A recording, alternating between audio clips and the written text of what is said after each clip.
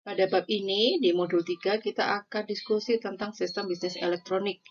Ya, bagaimana teknologi internet dan bentuk lain dari IT mendukung proses bisnis, perdagangan komersil, dan pembuatan keputusan bisnis. 4 bab dalam modul ini akan menunjukkan kepada kita semua bagaimana aplikasi bisnis dari sebuah sistem informasi dapat dicapai dalam jaringan perusahaan saat ini. Modul 3 nanti terdiri dari ada sistem bisnis elektronik, ada sistem bisnis perusahaan, ada sistem perdagangan komersil, dan yang terakhir ada sistem pendukung keputusan. Pertama yang akan kita bahas yaitu tentang sistem bisnis elektronik. Tujuan pembelajarannya pertama untuk mengidentifikasi sistem perusahaan lintas fungsional dan memberikan contoh-contoh bagaimana mereka dapat menyediakan nilai-nilai bisnis yang signifikan untuk perusahaan melalui aplikasi integrasi perusahaan, melalui sistem pengelolaan transaksi, dan melalui sistem kolaborasi perusahaan. Berikutnya, nanti kita akan mendapatkan contoh-contoh bagaimana internet dan teknologi informasi lainnya mendukung proses bisnis dalam fungsi-fungsi bisnis dari sisi akuntansi, keuangan, manajemen sumber daya manusia, pemasaran, serta produksi dan manajemen operasi. Apa itu tentang sistem bisnis elektronik? Bisnis elektronik atau yang sering disebut dengan e-commerce merujuk pada kegiatan bisnis yang dilakukan secara elektronik atau melalui internet. Sistem bisnis elektronik itu melibatkan proses transaksi, pertukaran informasi, dan aktivitas bisnis lainnya yang dilakukan secara online. Berikut akan dijelaskan beberapa elemen kunci dalam sistem bisnis elektronik. Yang pertama, kita akan mengenalkan tentang website atau platform e-commerce.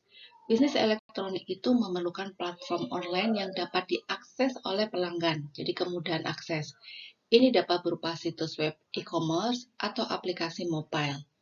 Yang kedua yaitu tentang sistem pembayaran elektronik. Untuk memfasilitasi transaksi online, diperlukan sistem pembayaran elektronik dengan aman dan efisien. Ini mencakup kartu kredit, transfer bank online, dompet digital, dan metode pembayaran elektronik lainnya. Berikutnya adalah manajemen inventory dan logistik. Terkait dengan sistem bisnis elektronik, itu perlu memiliki pengelolaan inventory yang baik dalam sistem logistik yang efisien untuk memastikan barang dapat dikirim dengan cepat dan tepat. Berikutnya terkait dengan keamanan online. Keamanan online di sini sangat penting ya dalam bisnis elektronik. Itu fungsinya untuk melindungi data pelanggan, melindungi informasi transaksi, dan informasi bisnis lainnya. Hal ini melibatkan penggunaan sertifikat SSL, enkripsi data, dan perlindungan terhadap serangan cyber. Yang berikutnya adalah pemasaran digital. Yang cukup marak ini baik di kalangan akademisi, praktisi, maupun birokrasi. Bisnis elektronik memanfaatkan strategi pemasaran digital seperti iklan online, media sosial, dan optimisasi mesin pencari atau SEO yang biasa kita sebut SEO untuk meningkatkan visibilitas dan menarik pelanggan. Kemudian bagaimana dengan layanan pelanggan online?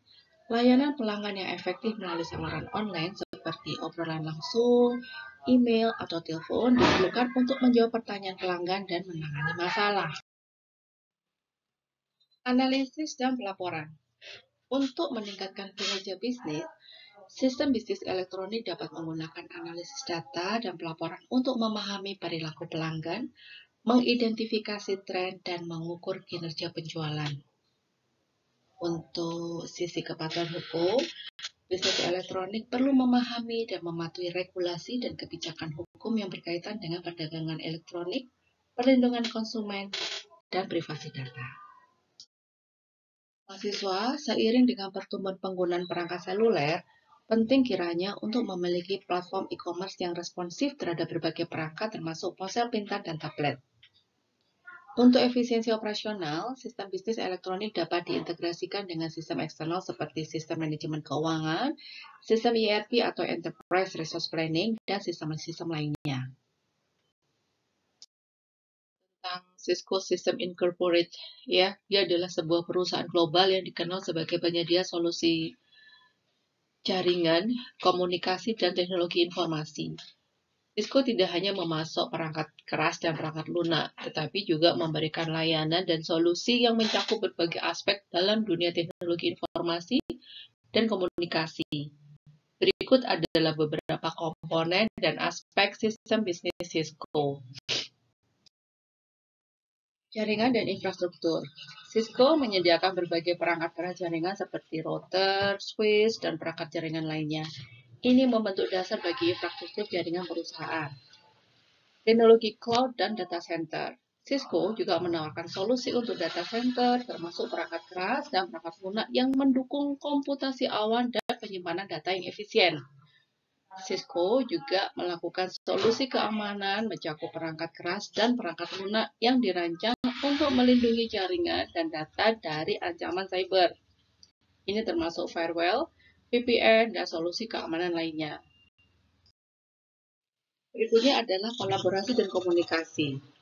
Cisco Webex adalah platform kolaborasi yang mencakup alat konferensi video, obrolan, dan kolaborasi tim. Cisco juga menyediakan solusi untuk komunikasi suara seperti sistem telepon dan perangkat lunak kolaborasi. Berikutnya adalah IoT.